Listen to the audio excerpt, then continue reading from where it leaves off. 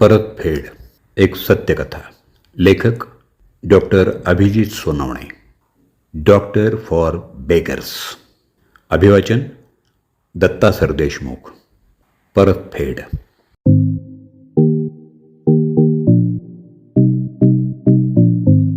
जवळपास 5 वर्षांपूर्वीची ही घटना.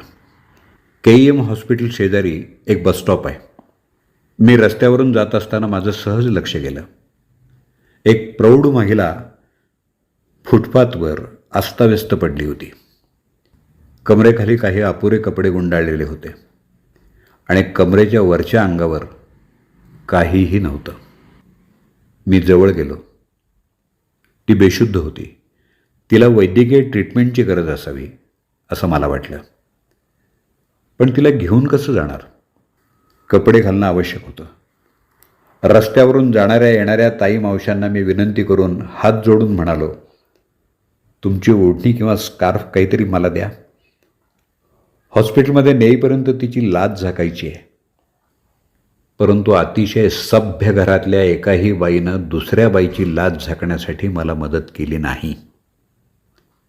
उलट एक ताई म्हणाली, तुला लाज वाटते का रे एखाद्या बाईची अशी ओढणी मागायला? हो, त्या माऊलीची लाज राखण्यासाठी मलाही लाज सोडावी लागली. शेवटी मी माझा डॉक्टरचा पांढरा कोट ॲप्रन तिला घालायचं ठरवलं.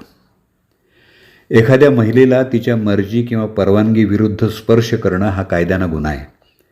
तुम्ही सामाजिक काम करत असाल तर तुमच्याबरोबर कोणीतरी महिला सोबत असणं आवश्यक आहे. डॉक्टर असाल तर तुमच्याबरोबर महिला अटेंडंट हवी.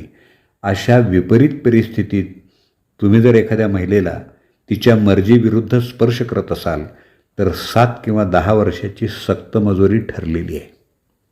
अचानक उद्भवलेल्या या परिस्थितीमध्ये माझ्याकडं कोणीही महिला अटेंडंट नव्हती आणि रस्त्यावरच्या एकाही सभ्य महिलेनं मला मदत करायला स्पष्ट नाकारलं होतं आणि हिला त्वरित ॲडमिट करणं गरजेचं होतं. सगळे प्रयत्न करून झाल्यानंतर मी त्या ताईच्या जवळ गेलो. कमरेपासून वर तिच्या अंगावर काहीही नव्हतं. मी तान्हा होतो तेव्हा माझी आई अशीच सेम टू सेम दिसायची. मला आठवलं. मी माझा पांढरा कोट काढला आणि तिला घालायला सुरुवात केली. तिची मर्जी आणि परवानगी घेण्याचा प्रश्नच नव्हता, कारण ती बेशुद्ध होती. माझ्याकडे असलेल्या पांढऱ्या कोटाची माझी आणि माणुसकीची आज परीक्षा होती. तिच्या अंगावर पांढरा कोट चढवताना कायद्यातली वेगवेगळी कलमं माझ्या डोळ्यासमोर नाचत होती. उद्या या बाईनं माझ्या मनाविरुद्ध या डॉक्टरनं मला हात लावला असं म्हणून माझ्यावर कंप्लेंट केली तर मी उद्या खडी फोडत असेन, कारण कायद्याला भावना कळत नाहीत. हे दुर्दैव.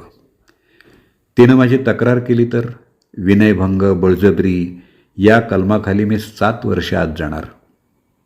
मी रस्त्यावर नग्न स्त्रीला हात लावून माझा पांढरा कोट घालत होतो. आता हात थरथरत होते. घशाला कोरड पडली होती. करतोय ते चूक की बरोबर माझं मलाच कळत नव्हतं. पण का बरं?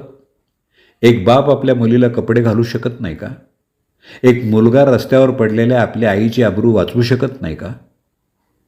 एखादा पुरुष जर आईची किंवा बहिणीची अब्रू वाचवू शकत नसेल तर मग तो पुरुष आहे कशावरून? तो बाप आहे कशावरून? तो मुलगा आहे हे कशावरून? बस, या एका विचारानं मी शांत झालो.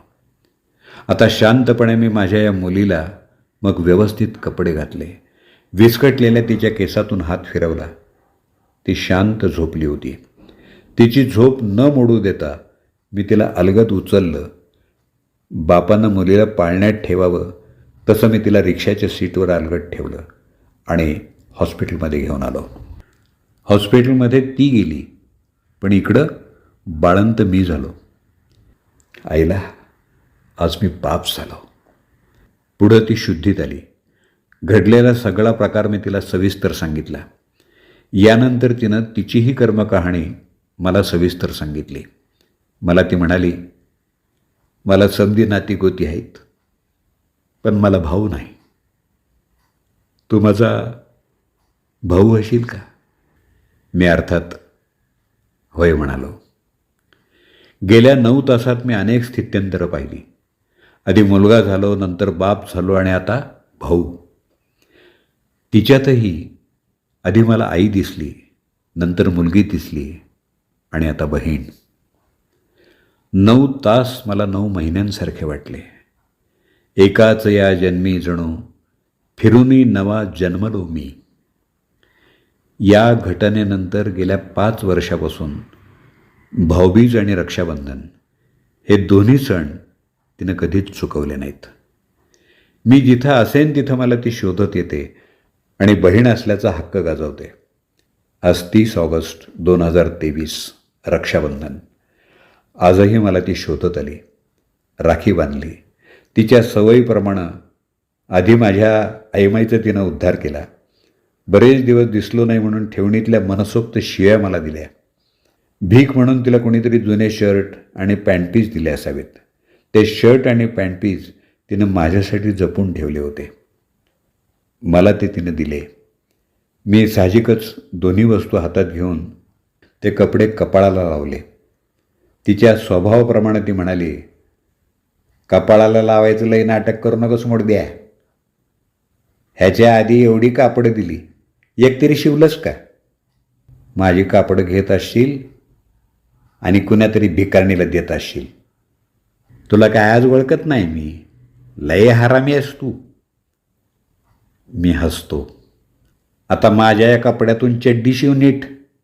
पैसे नसतील तर हे घे, असं म्हणत तिनं 20 रुपयाची नोट माझ्यापुढं नाचवली. ते 20 रुपये घ्यायचे का नाही हा प्रश्नच नसतो. ती ते खिशात कोंबते. जाताना गालगुच्च घेते. ती अजूनही तशीच आहे, बिनधास्त, विस्कटलेल्या केसांची.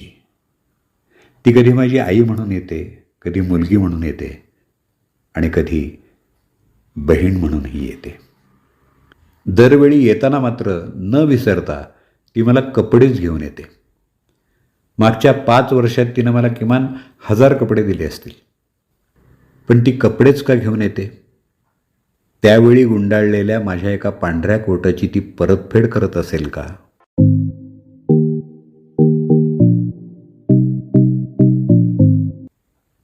परतफेड ही सत्यकथा आपण ऐकलीत. लेखक doctor Abhijit Sonawane. Doctor for beggars. Mobile number 9822267357. सौजन्य गजानन पळसोदकर. अभिवाचन दत्ता सरदेशमुख. 8329730186.